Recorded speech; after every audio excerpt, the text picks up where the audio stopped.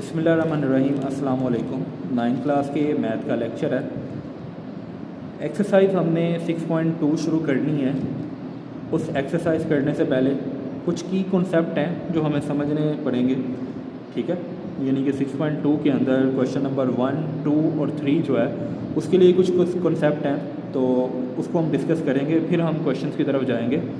तो सबसे पहले तो ट्रिग्नोमेट्रिक रेशियोज़ का हमें पता होना चाहिए। देखिए ज़रा, सबसे पहले तो एक ट्रिग्नोमेट्रिक रेशियो हमारे पास होती है साइन, फिर आता है कोस और उसके बाद आता है टैन, ठीक है।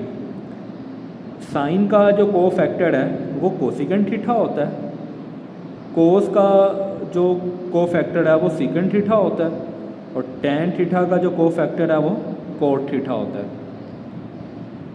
अब ये जो थीटा है ये बेसिकली एंगल को शो करता है। जो भी एंगल हमें दिया जाएगा वो हम थीटा की जगह पे लगाएंगे। तो जो आमतौर पर जो एंगल इस्तेमाल होते हैं उनमें अल्फ़ा आ जाता है, बीटा, गैमा, इस तरह थीटा भी एंगल आ जाता है, फाई भी आ जाता है। हमें क्वेश्चन में फाई और थीटा आमतौर पर इस्तेमाल होंगे अभी जो 6.2 के अंदर जो हमने क्वेश्चन करने हैं। तो देखें ज़रा, अब हमने ये पता चल गया साइन थीटा का को फैक्टर कोसिकेंट थीटा है, कोस थीटा का सीकेंट थीटा, टैन का कोट थीटा, ठीक है। साइन थीटा बराबर होता है 1/, कोसिकेंट थीटा के, और इसी तरह कोसिकेंट थीटा बराबर होता है 1/, साइन के। कोस थीटा बराबर होता है 1/, सीकेंट के, और सीकेंट थीटा बराबर होता है 1/, कोस के। इसी तरह टैन थीटा बराबर होता है साइन/, कोस के, और कोट थीटा बराबर होता है कोस/, साइन के। हम ये भी कह सकते हैं कोट थीटा बराबर होता है 1/, टैन थीटा के, क्योंकि इसका जो वैल्यूज़ हैं वो इसके उलट ही हैं। सिंपल इससे हमें ये पता चलेगा कि हर जो रेशो है ट्रिग्नोमेट्रिक की वो अपने को फैक्टर के उलट होती है, ठीक है। यानी साइन का उलट है 1/, कोसिकेंट, और कोसिकेंट का उलट है 1/, साइन, ठीक है। इसी तरह कोस का 1/, सीकेंट, और सीकेंट का 1/, कोस। टैन का साइन/, कोस आ जाता है, और कोट का कोस/, साइन, ठीक है। इसको उलट कर दें तो वो कोट बन जाएगा। ये तो ट्रिग्नोमेट्रिक रेशियोज़ के फार्मूले थे, ठीक है, जो बेसिक कॉन्सेप्ट है। लेकिन यही ट्रिग्नोमेट्रिक रेशियोज़ अगर ट्राइंगल के अंदर यूज़ होती हैं तो तब हमने क्या करना है। तो देखें ज़रा, एक ट्राइंगल की मदद से हम इनको समझते हैं। ये हमारे पास ट्राइंगल है, ठीक है।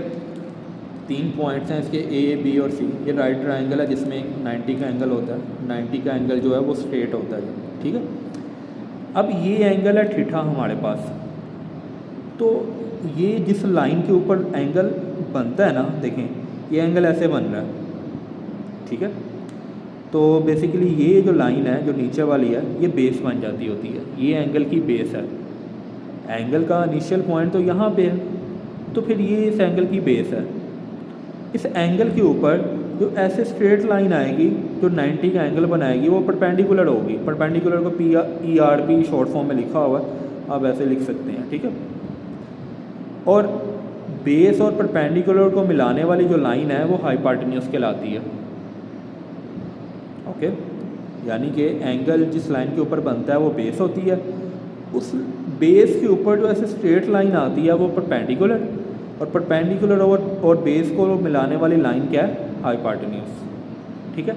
ये हमारी ट्राइंगल है।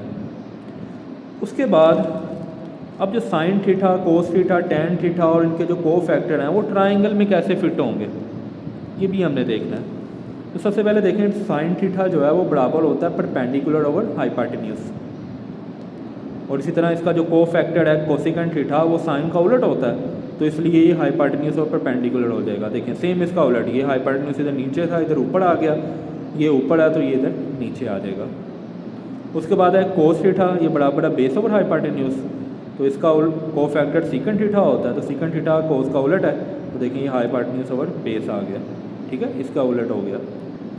इसी तरह टैन थीटा जो है वो बराबर होता है परपेंडिकुलर ओवर बेस, और कोट थीटा बराबर होगा फिर बेस ओवर परपेंडिकुलर, यानी कि टैन का उलट होगा, ठीक है। उसके बाद एक थ्योरम आपने याद रखना है जिसे पैथागोरस थ्योरम कहते हैं। ये थ्योरम इसलिए इस्तेमाल होता है कि ट्राइंगल के अंदर मिसाल के तौर पर हाइपोटेन्यूज परपेंडिकुलर बेस है, इनमें से दो वैल्यूज़ दे दी जाएँ और एक वैल्यू ना गिवन हो तो उस वैल्यू को फाइंड करने के लिए पाइथागोरस थ्योरम अप्लाई होता है। हो सकता है परपेंडिकुलर की वैल्यू ना दी गई हो, बेस की ना दी गई हो, या हाइपोटेन्यूज की, किसी एक वैल्यू को अगर मालूम करना हो, दो वैल्यूज़ गिवन हो जब हमारे पास, तो उसके लिए फिर हम पाइथागोरस थ्योरम लगाते हैं। तो देखिए ज़रा सिंपल, हाइपोटेन्यूज का square is equal to base square plus perpendicular का स्क्वायर, ये हमारे पास इसका बेसिक फार्मूला है। ठीक है, तो ये जो कॉन्सेप्ट हैं ये क्वेश्चन नंबर 1, 2 और 3 में इस्तेमाल होंगे 6.2 के। तो इनको ज़रा अच्छे तरीके से करें ताकि आपको क्वेश्चन नंबर 1, 2 और 3 अच्छे से समझ आ जाएँ। अगर ये आप करेंगे तो क्वेश्चन समझ आने, अदरवाइज़ वो आपको क्वेश्चन समझ आने वाले नहीं है। उम्मीद है आज का लेक्चर आपको समझ आया होगा। अल्लाह हाफिज़।